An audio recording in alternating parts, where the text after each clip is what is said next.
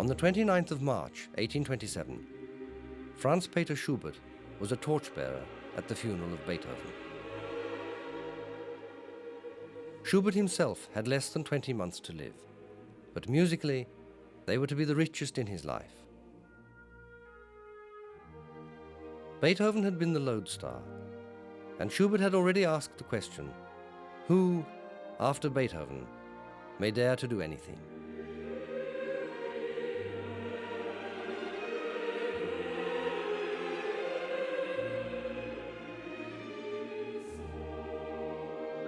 In the few despairing months that remained to him, Schubert would find his own answers to that question and make his own final statements. He would emerge from Beethoven's shadow and recognize that he himself had become Beethoven's heir.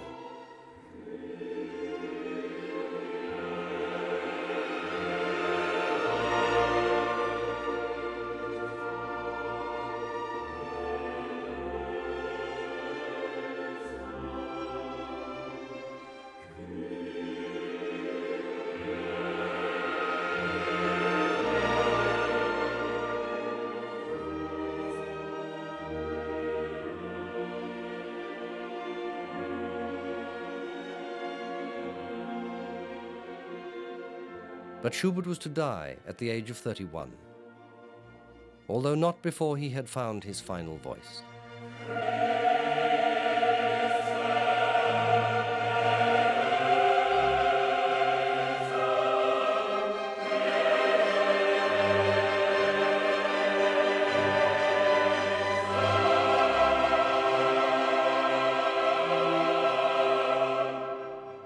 A cycle of experience that had begun in intimate lyricism ended with dramatic grandeur of vision.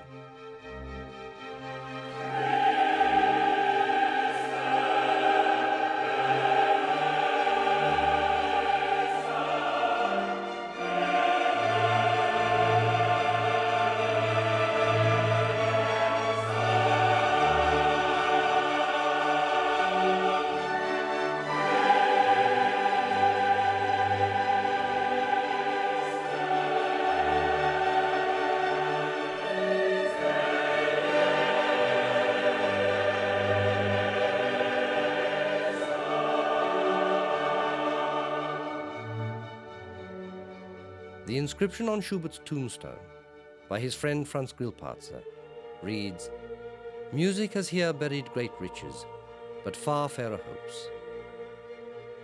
And so began the myth that Schubert never achieved complete maturity. The origins of the myth are not far to seek. Schubert was undervalued in his lifetime, and for at least a century more, because he died young, and for all the appreciation of his intimate circle of friends, he failed to achieve public recognition. He was the first great composer in Western music to live by his art alone, without patronage, and he enjoyed only one public concert of his music in the whole of his life. The very nature of Schubert's unique voice made it difficult for the world to understand him or to label him, particularly since his last and greatest music lacks the optimism of his predecessor Beethoven. For Schubert, at the end of his life, salvation is unattainable. There is no bitterness, but unlike Beethoven, he does not sing of the fullness of the earth. Instead, he laments for our mortality.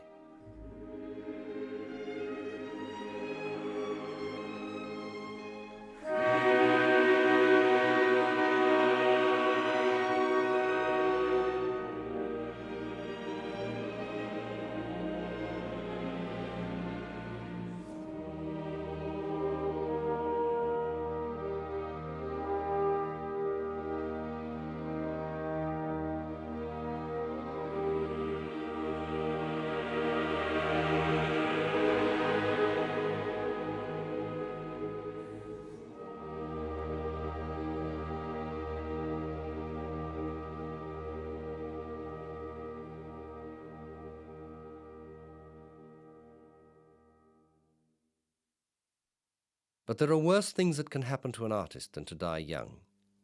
Schubert had achieved what he set out to do. He had not only inherited Beethoven's mantle, he knew that in his last works he had carried the language of music forward into uncharted territory. He had sought to achieve what he called the highest in art, which he described as the true understanding of music and personal individual sorrow. In that he succeeded in his last days with a startling maturity of vision that is different in tone and temper from what he had done before. Who would dare to attempt anything after Beethoven? The answer was already there.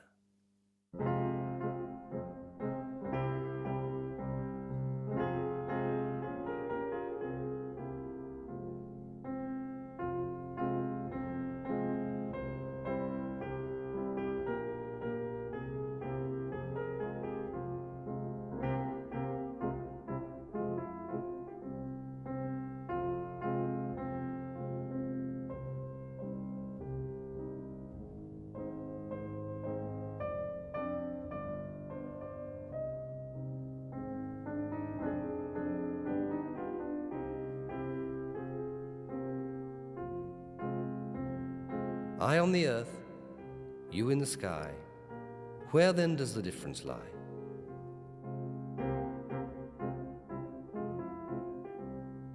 I wander the earth, nowhere at home, but you are at home wherever you are.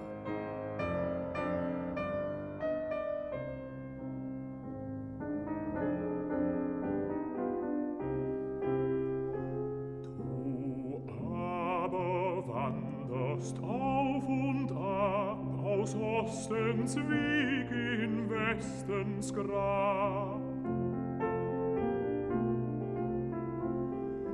Walzt Länder ein und Länder aus und bist doch wo du bist zu Haus.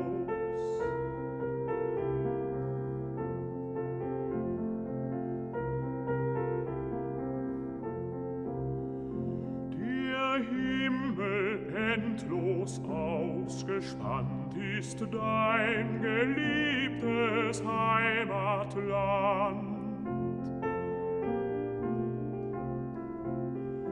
O glücklich wer wohin er geht, doch auf der Heimat Boden steht. Glücklich wer wohin er geht, doch auf der Heimat Boden steht, auf der Heimat Boden steht.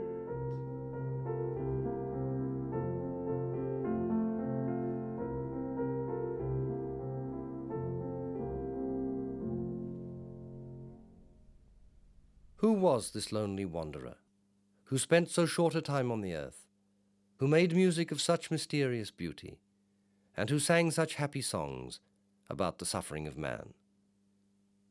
His name was Schubert, and on the 3rd of July, 1822, when he was 25 years old, he recalled a dream which is full of echoes both from the actual events and from the inner landscape of his own childhood. I was one of many brothers and sisters. We had a good father and a good mother, and I felt a deep love for them all.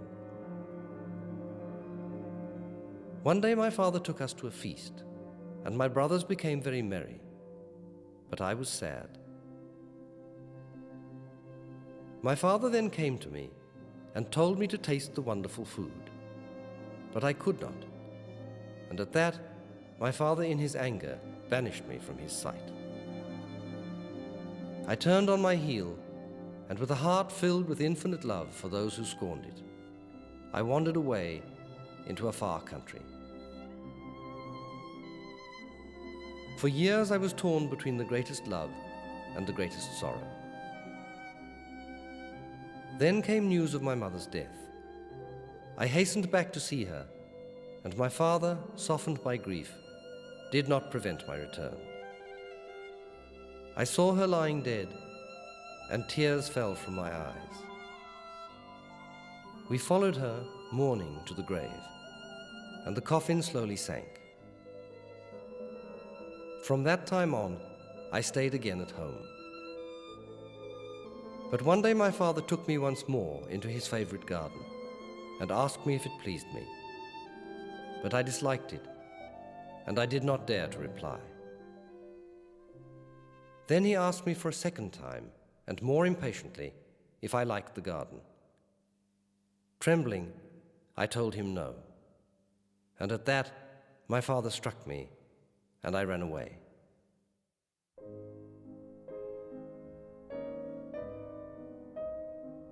For a second time, I turned away, and my heart still filled with love for those who scorned it, I wandered once more into distant lands.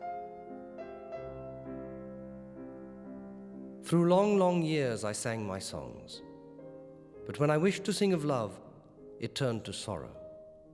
And when I wanted to sing of sorrow, it turned into love. And so I was divided into love and sorrow. But then a pious girl who had just died appeared before me, and a circle formed about her tomb, in which young and old men wandered as though in perpetual bliss. They spoke softly, so as not to wake her.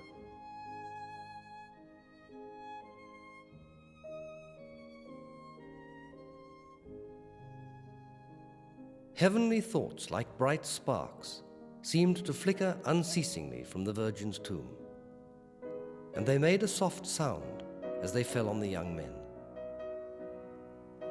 I longed to walk there too, but only by a miracle, so people said, could one enter that circle.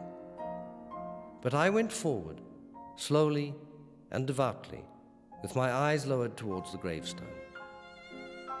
And before I knew it, I was in that circle from which the loveliest melody sounded. I felt the whole measure of eternal bliss, compressed as it were into a moment's space.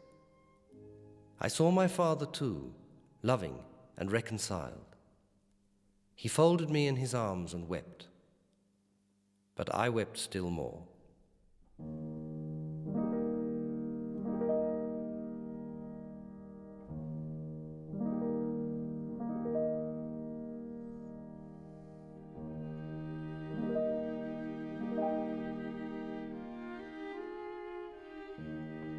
All that I have composed is born of my understanding of music and my own sorrow.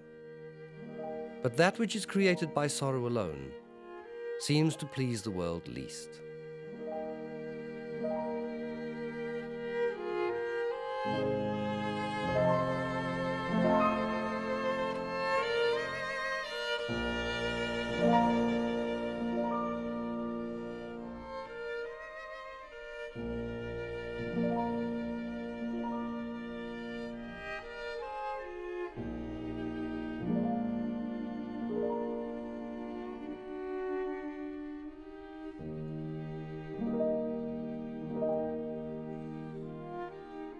I still hear faintly, as if from a distance, the magic echoes of Mozart's music.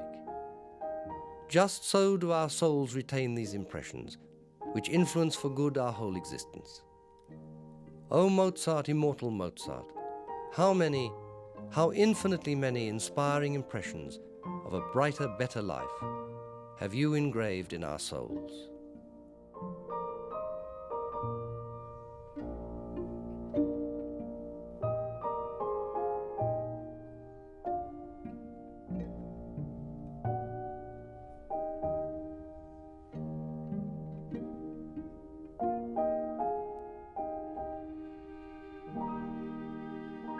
No one to understand the other's sorrow, no one to understand the other's joy.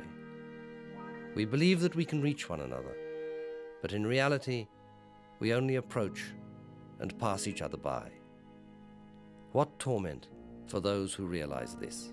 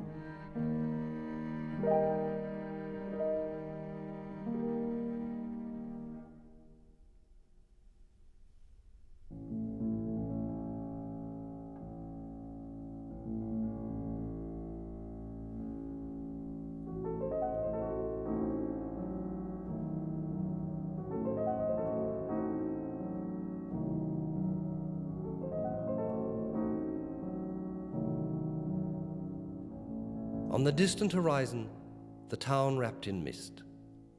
On the grey water, my weary boat. But the sun breaks through once again to show me just that place where I lost my love.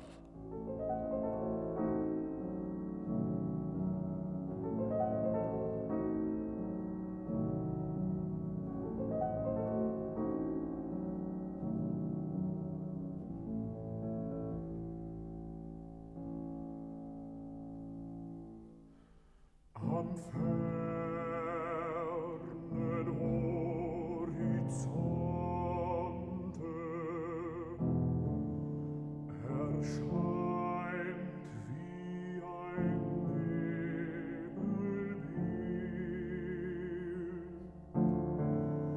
die Stadt mit ihren Türmen in Abenddämmerung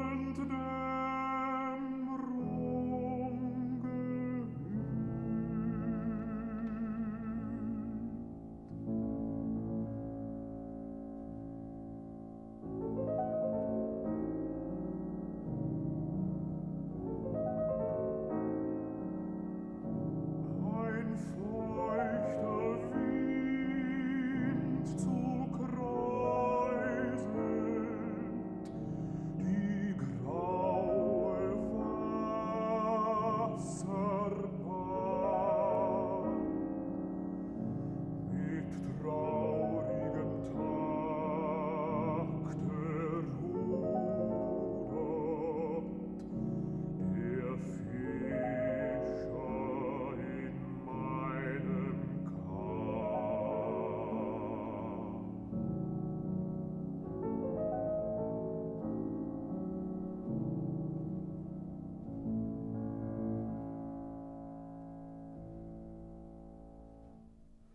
Die Sonne hebt sich noch einmal leuchtend vom Boden empor und zeigt mir jene Stelle, wo ich das Liebste verlor.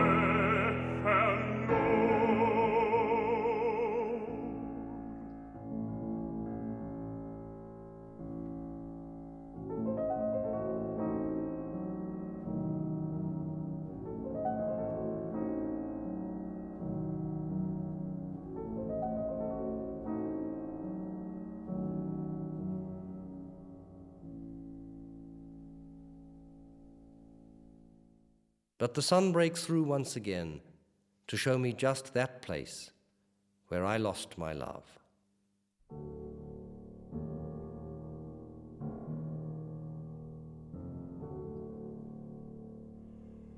Und ach, ich kann es nicht glauben, dass ich dich verloren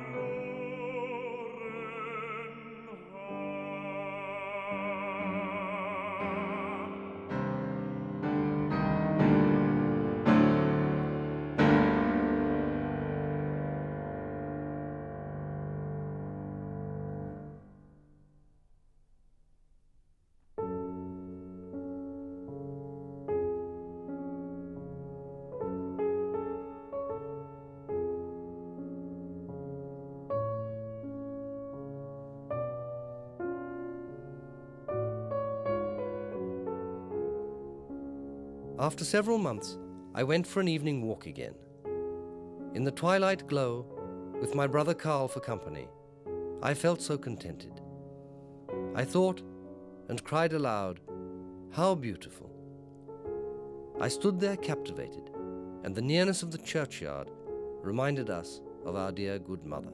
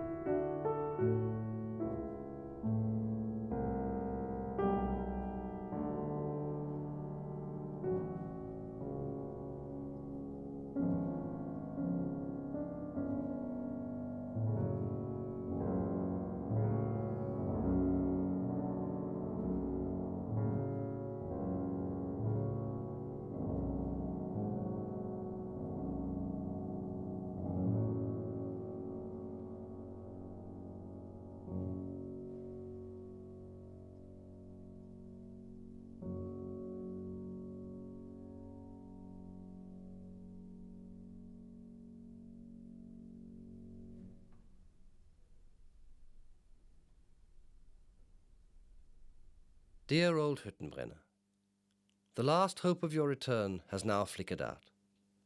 Where are the many happy hours that we once spent together? Perhaps you do not think of them anymore, but I certainly do. For the rest, you will have heard that everything is going very well with me. With all my heart, I wish you the same. Stay my friend always, and do not forget your Schubert.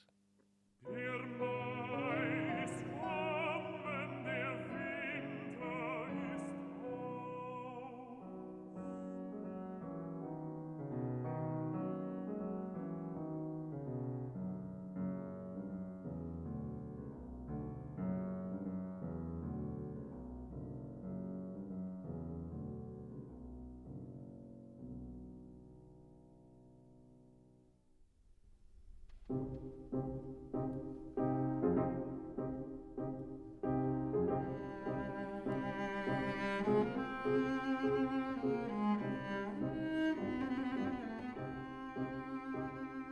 Dear Schubert, I hope to regain my health, and this newfound blessing will make me forget many a sorrow. But you, dear Schubert, you I can never forget, for no one else, alas, can ever be to me what you once were. And now farewell, and do not forget your friend who will always love you, Franz Schubert. Dearest brother, was it only grief at my absence that drew tears from you, which you did not trust yourself to write about? Or while thinking of the incomprehensible longing that always oppresses me, were you too enveloped by that same dark veil? Of course that happy time is over, when everything seemed to us to glow with a youthful halo. Instead, there is a dire confrontation with a wretched reality, which I try to brighten as much as possible with my creative gift, and for which I thank the Lord. We believe that happiness haunts that place where one has found happiness before. But in fact, happiness is only to be found within ourselves. I think that I am better able now to find happiness and peace within myself. Write as soon as possible, and fare you well, really well. With love forever, your brother Franz.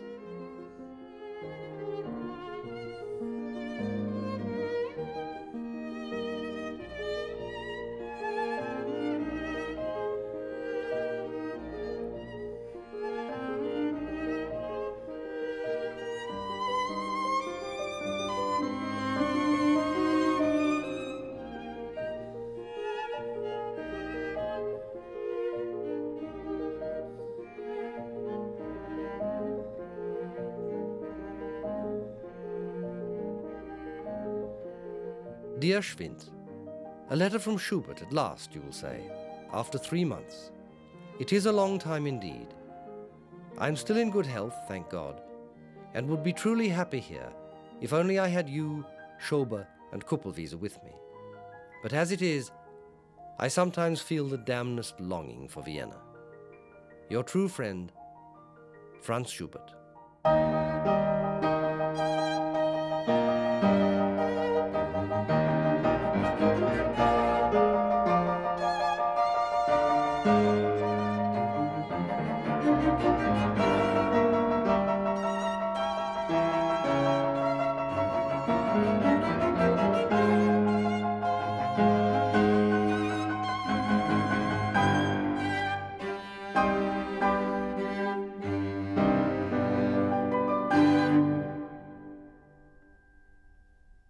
At the age of 25, Franz Schubert contracted syphilis and knew that there was no cure. What he did not know was how much time it would allow him on this earth, which he found so beautiful and which so filled him with wonder.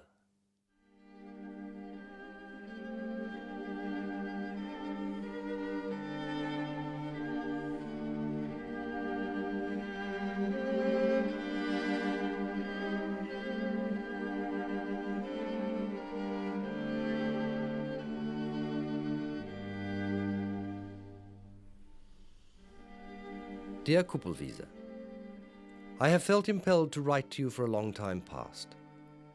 Now comes a chance through Smirsch, and at last I can pour out my whole heart to someone once again. You are so kind and decent. You are sure to forgive many things that would much offend others. In brief, I feel like the unhappiest and most wretched person in the world. Think of someone whose health will never be put right again, and who in his despair about it always makes matters worse instead of better. Think of someone whose brightest hopes have come to nothing. Someone to whom love and friendship offer sorrow at best. Someone whose enthusiasm for beauty threatens to vanish. And then ask yourself if that is not a wretched and unhappy creature.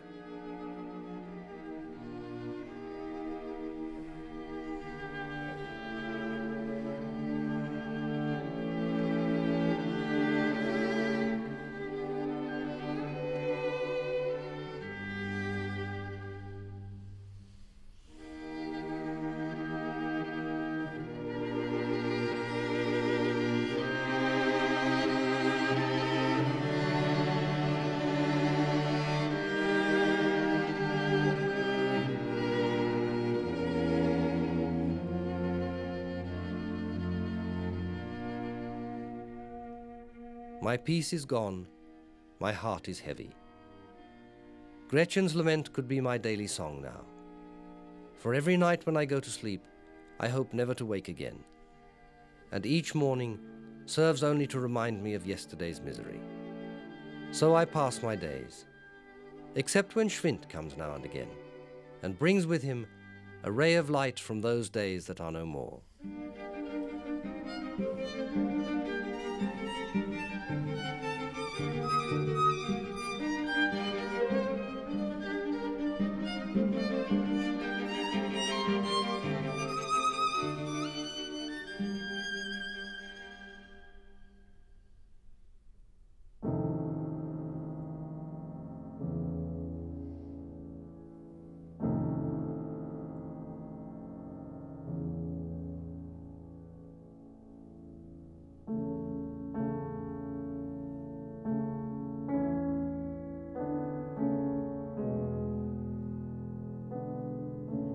By a shimmering sea at sunset, we sat silent and alone.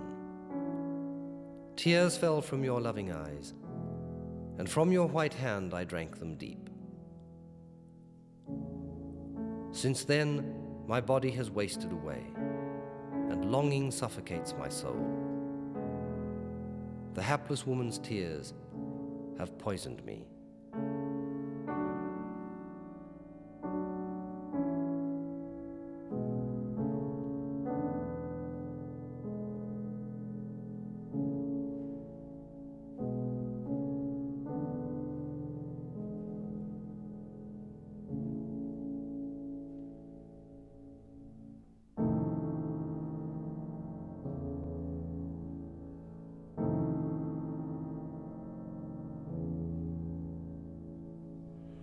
Das Meer erglänzte weit hinaus im letzten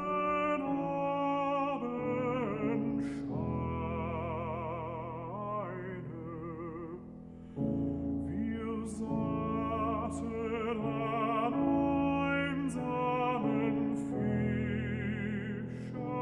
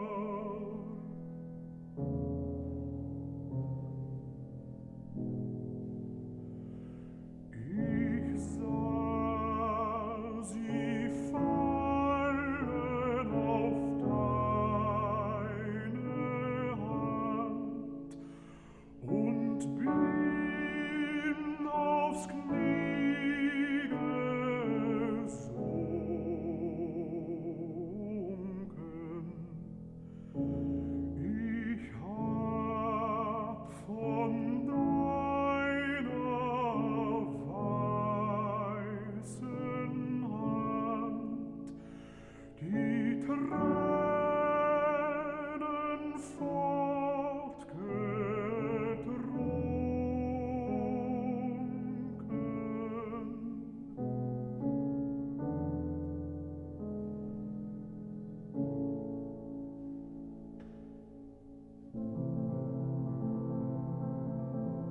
seit jener Stunde verzehrt sich mein Leib, die Seele stirbt voll Sehnen.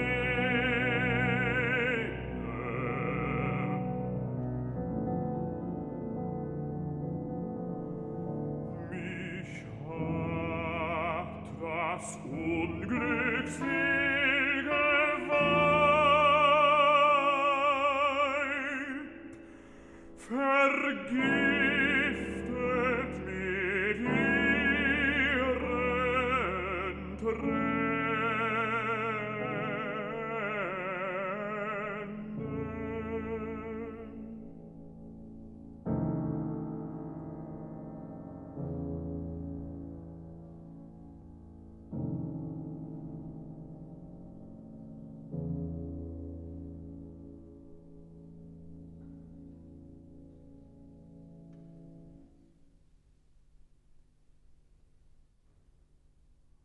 Man bears misfortune without complaining, yet finds it thereby all the more painful. Why, then, did God endow us with such a capacity for sympathy?